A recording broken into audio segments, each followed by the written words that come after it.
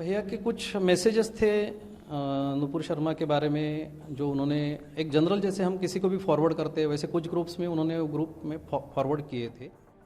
अभी तो ऐसा ही लग रहा है, क्योंकि अभी तक के हमें तो दूसरा कोई कारण नज़र नहीं आ रहा है कि जिससे हमें ऐसा लगे कि उनके ऊपर कोई जानलेवा हमला कर हो सकता है करके। तो भैया हमेशा की तरह अपनी दुकान बंद करके घर पे जा रहे थे। घर पे जाते टाइम जिस रास्ते से वो जाते थे, वो दुकान के बाजू से एक गली है छोटी, उसमें से निकलते थे। उस दिन रात को कोई लोग उनका वेट कर रहे थे वहाँ पे, जो आए और उन्हें चाकू घोंप के वो चले गए। मुझे फ़ोन आया कि उन्हें किसी ने चाकू मार दिया है, तो मैंने जाके देखा तो उनके लेफ़्ट साइड में यहाँ पे किसी ने चाकू मार दिया था और वो उनकी डेथ हो चुकी थी। वो जब जा रहे थे दुकान से घर, तो उनके साथ कौन कौन था?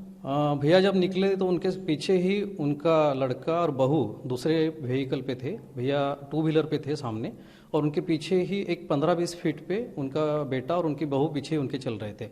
लड़के ने देखा कि कोई उन्हें मार रहा है और वो गाड़ी से नीचे गिर रहे हैं, और उस गाड़ी से गिरते टाइम उस गाड़ी के लाइट में उसने देखा कि किसी के हाथ में चाकू है। तो वो अपनी गाड़ी छोड़ के भागते हुए गया।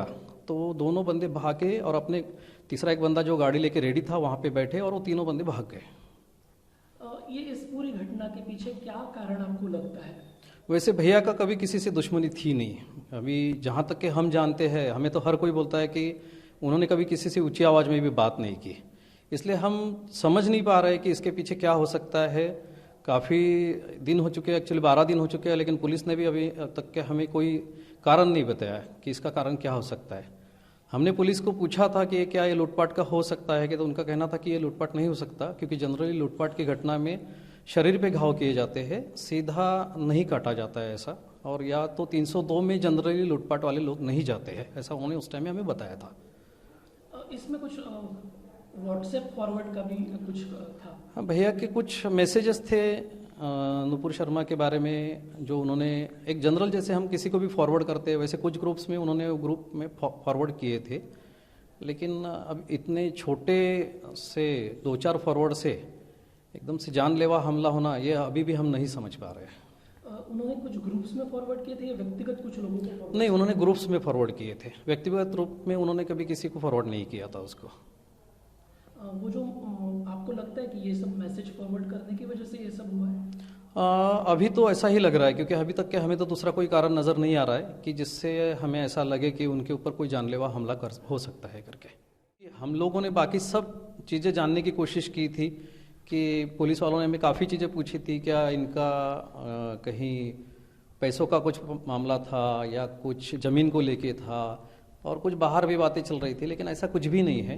ऐसा कोई मैटर नहीं है कि जिसकी वजह से उनके ऊपर जानलेवा हमला हो सकता है। तो ये सब व्हाट्सएप फॉरवर्ड जो आपने कहा कि नुपुर शर्मा के समर्थन में किया गया, तो उसी के कारण लगता है आपको? उसके कारण हो सकता है, क्योंकि अभी भी हम पुलिस एजेंसी नहीं है या हम जांच समिति नहीं है।